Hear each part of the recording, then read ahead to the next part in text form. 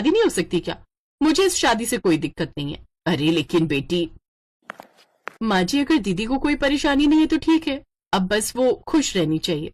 आप आगे की बात बढ़ाइए। मनोज पंडित से कहकर बात आगे बढ़ाता है। अंजलि दिखने में सुंदर थी, इसलिए लड़के वाले भी झट से मान गए और उनका रिश्ता पक्का हो गया। अब मनोज मजदूरी करके तो वहीं घर पर सारा काम निपटाने के बाद सुभद्रा और प्रिया गेहूं की बोरियां साफ करके या दाल की बोरियों में से कंकड़ साफ करके कुछ पैसे कमाती। ऐसे ही समय बीता और उसकी शादी के दिन पास आ गए। मनोज ने गांव के जमींदार से कुछ कर्ज उठाए और अपनी बहन की बड़ी धूमधाम से शादी की।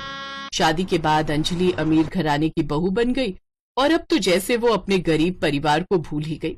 एक रोज, अंजलि, अगर तुम्हारी माँ को तुम्हारी याद आ रही है तो ठीक है, हम कल ही चलेंगे मेरे ससुराल सासू माँ से मिलने। अगले दिन अजीत ढेर सारे गिफ्ट्स और मिठाइयाँ खरीदता है और अपनी पत्नी के साथ अपने ससुराल जाने के लिए निकल पड़ता है।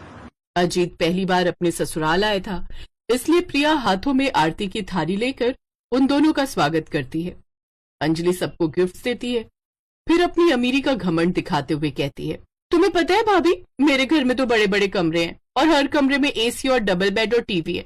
वहां तो हमें बिल्कुल भी गर्मी नहीं लगती, और यहाँ देखो, यहाँ आते ही कितनी गर्मी लगने लग गई है। आप अपने ससुराल में खुश हैं, यही हमारे लिए काफी है दीदी।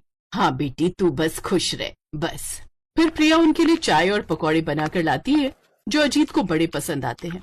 कुछ देर वहां रुकने के बाद वो वापस जाने लगते हैं तो प्रिया अंजलि को वही सूट देते हुए कहती है, ये सूट हमने आपके लिए लिया है दीदी, दिन रात मेहनत करके पैसे जोड़े थे इसके लिए।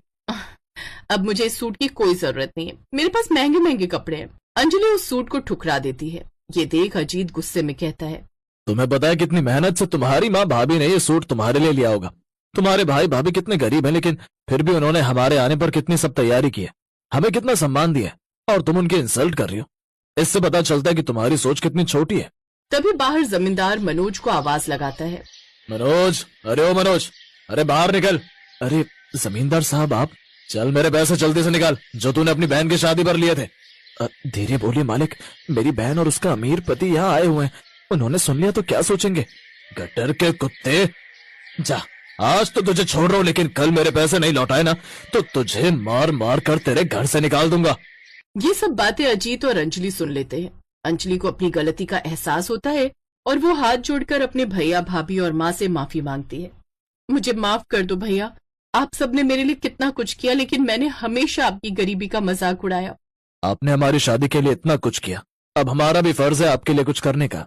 ये कहकर अजीत उस जमींदार का सारा कर्ज लौटा देता है। फिर कुछ समय बाद अंजलि और अजीत उनके लिए एक पक्का बड़ा घर भी बनवा देते हैं। साथ ही अजीत मनोज को अपनी ही कंपनी में नौकरी भी दे देता है, जिससे अब उनके बुरे दिन भी खत्म हो जाते हैं और वो सब खुशी खुशी रहते हैं।